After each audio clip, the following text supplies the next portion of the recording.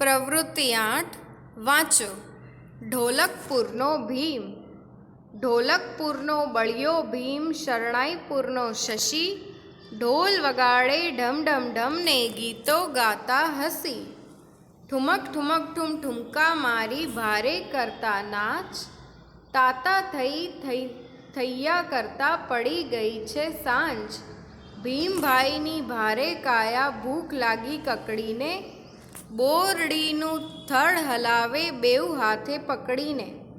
બોરા પડતા ટપ ટપ ટપ, શશી વીણતો પટ પટ પટ, નવ નવ બોરના કીધા ભાગ, ખાતા નીકળ્યા ઠળિયા 8.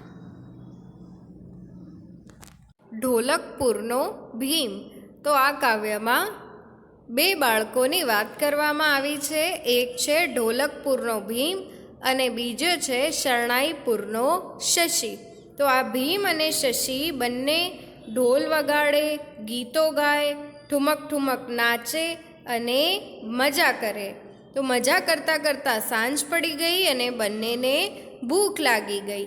તો ભારે કાયાવાળા ભીમે બોરડીનું થડ હલાવ્યું અને ઉપરથી ટપ ટપ બોરા પડવા લાગ્યા. તો એ બધા બોર શશીએ પટપટ કરીને વીણી લીધા. ત્યારબાદ બંનેએ બોર ખાધા અને બોરમાંથી ઠળિયા નીકળ્યા. પ્રવૃત્તિ 9 શબ્દ શોધીને લખો. તો ઢોલકપુરનો ભીમમાંથી જેમાં શ, થ, ઠ, ઢ અને અનુસ્વાર આવતા હોય તેવા શબ્દો શોધીને અહીં લખવાના છે. તો સૌથી પહેલાં શ. તો શથી શરણાઈપુર, શશી. ત્યારબાદ થ, થથી થડ, તાતા થૈયા. આવા શબ્દો અહીં લખી શકાય. ત્યારબાદ છે ઠ. તો ઠથી ઠુમકા, ઠળિયા અને ઢ. ઢથી ઢોલ, ઢમઢમ અને છેલ્લે અનુસ્વારવાળો તા. તો તાથી પડતા અને ગાતા. ત્યારબાદ છે પ્રવૃત્તિ 10 ઓળખો.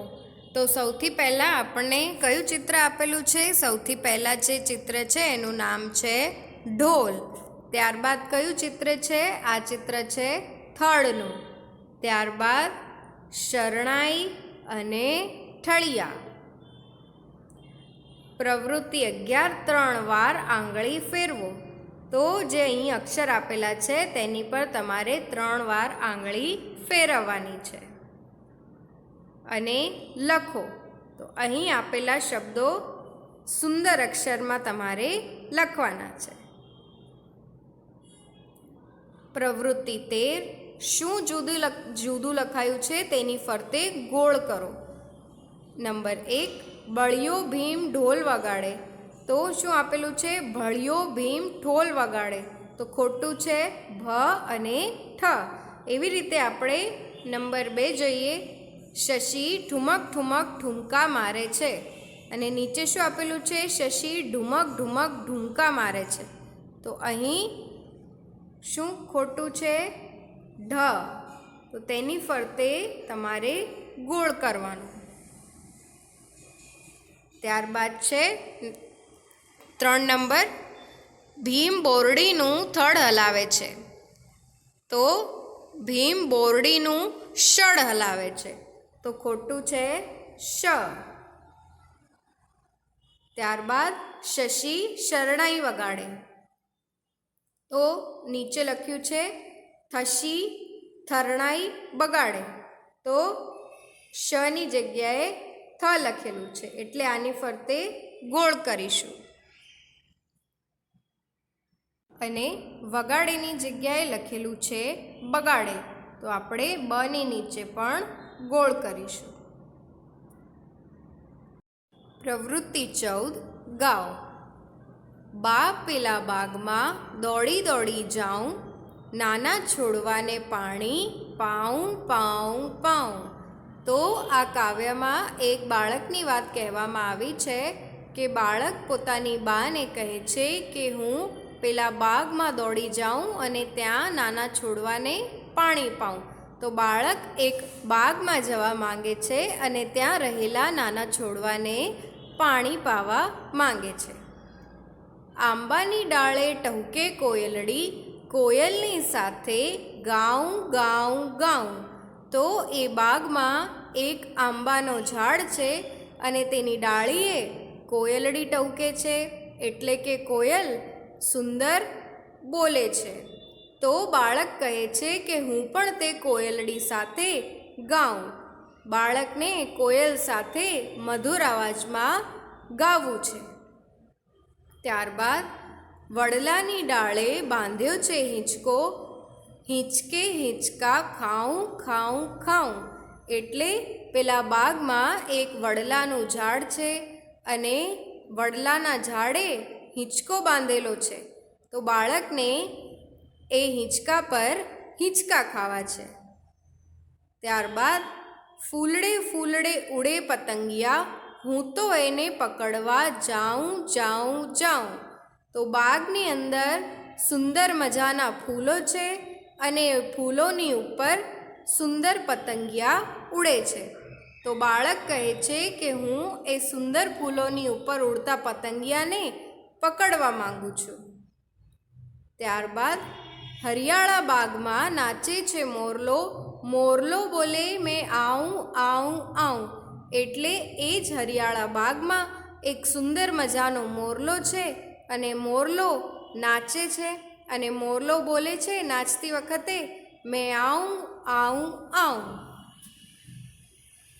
પ્રવૃત્તિ 15 કહો. નંબર 1, બાળકને ક્યાં જવાનું મન છે? તો બાળકને બાગમાં જવાનું મન છે. પ્રશ્ન 2, બાગમાં જઈને બાળક શું શું કરશે? તો બાગમાં જઈને બાળક નાના છોડવાને પાણી પાશે, કોયલની સાથે ગીતો ગાશે, વડલાની ડાળે હિંચકો ઝૂલશે અને પતંગિયા પકડશે. પ્રશ્ન 3, કોયલડી ક્યાં ટહુકે છે? તો કોયલડી આંબાની ડાળીએ ટહુકે છે. પ્રશ્ન 4, કવિતામાં આવતા ઝાડના નામ કહો. તો કવિતામાં આંબાનું ઝાડ છે અને વડલાનું ઝાડ છે. પ્રશ્ન 5, વડલા ડાળે શું બાંધ્યું છે? તો વડલા ડાળે હિંચકો બાંધ્યો છે. પ્રશ્ન 6, આ કવિતામાં બાળકને જે કરવાનું મન છે તેમાંથી શું કરવાની તમે ના પાડશો? શા માટે? તો આ કવિતામાં બાળકને પતંગિયા પકડવાનું મન છે અને અમે તેને પતંગિયા પકડવાની ના પાડીશું, કારણ કે પતંગિયાને પકડવા જતાં પતંગિયાને વાગી શકે છે, તેથી પતંગિયા પકડવા જોઈએ નહીં. પ્રશ્ન 7, તમે બાગમાં કોની સાથે જાઓ છો? પ્રશ્ન 8, તમે બાગમાં જાઓ ત્યારે ત્યાં શું કરો છો? તો તમારે જણાવવાનું છે કે જ્યારે તમે બાગમાં જાઓ ત્યારે તમે શું કરો છો. પ્રશ્ન 9, આખી કવિતા અભિનય સાથે ફરીથી ગાઓ. પ્રશ્ન 10, મેં આઉં બોલતા બોલતા ચાલો. અને છેલ્લે બાગમાં જઈ બાળક શું ગાશે? તો બાગમાં જઈ બાળક કોયલ સાથે ગીતો ગાશે. પ્રવૃત્તિ 16 જોડો. તો અહીં આપેલા શબ્દોને યોગ્ય રીતે જોડવાના છે. સૌથી પહેલાં છે હરિયાળો બાગ. તો હરિયાળા બાગમાં કોણ છે? મોરલો. ત્યારબાદ વડલાની ડાળ. તો વડલાની ડાળે છે હિંચકો. ત્યારબાદ ફૂલડા. તો ફૂલડાની ઉપર છે પતંગિયા. અને આંબાની ડાળ. તો આંબાની ડાળે છે કોયલડી.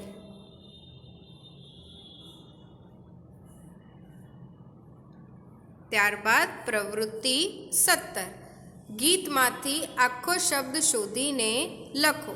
તો આપેલા ગીતમાં આ બધા જ શબ્દો આપેલા છે અને તેમાંથી શબ્દો શોધીને લખવાના છે. જેમ કે પહેલું આપેલું છે છોડવા, અને ત્યારબાદ આ જે ર વચ્ચે છે તો આ શબ્દ હશે મોરલો. આ છે પાણી, ય વચ્ચે હોય એવો શબ્દ છે કોયલ. આ શબ્દ છે પતંગિયા અને આ શબ્દ છે ટહુકે. ત્યારબાદ હ થી શબ્દ છે હરિયાળો. અહીં તમે કોઈ પણ શબ્દ લખી શકો, જેમ કે પાઉં, ગાઉં, આઉં, અને છેલ્લે છે આ કયો શબ્દ છે? ફૂલડે. પ્રવૃત્તિ 18. અહીં કેટલાક વાક્યો આપેલા છે, તો આ વાક્યો તમને કોણ કોણ કહે છે તેમના નામ તમારે અહીં લખવાના છે. જેમ કે મમ્મી, પપ્પા, દાદા, દાદી, ભાઈ, દીદી, જે કોઈ પણ તમને આ વાક્યો કહેતું હોય તેમના વિશે તમારે અહીં લખવાનું છે. જેમ કે વાંચવા બેસો, રમવા જાઓ, ટીવી બંધ કર, લેસન કરવા બેસ, આ બધું કોણ કોણ કહે છે તે તમારે અહીં લખવાનું છે. ત્યારબાદ છે જલ્દી ઉઠ, ચૂપ રહે, અવાજ ના કર, જે ગમે તે કર, છાનામાના બેસો, ખૂબ સરસ, શાબાશ, કીપ ઇટ અપ. તો આ બધું પણ તમને જે કોઈ કહેતું હોય, મમ્મી કહેતી હોય, પપ્પા કહેતું હોય, તો તમારે એ અહીં લખવાનું છે. ત્યારબાદ છે પ્રવૃત્તિ 19. તો તમારે અહીં જે કામ તમને કરવા ગમતા હોય તે વિશે લખવાનું છે, તમને ગમતી રમત વિશે લખવાનું છે, અને ત્યારબાદ તમને ક્યારે બીક લાગે એ બધી વાતો તમારે અહીં લખવાની છે. અને છેલ્લે કયું કામ કરતાં અટકાવે, એટલે કે તમારા મમ્મી, પપ્પા, ભાઈ, બહેન કોઈ પણ તમને કયા કયા કામ કરતાં અટકાવે છે એ બધા કામ તમારે અહીં લખવાના છે.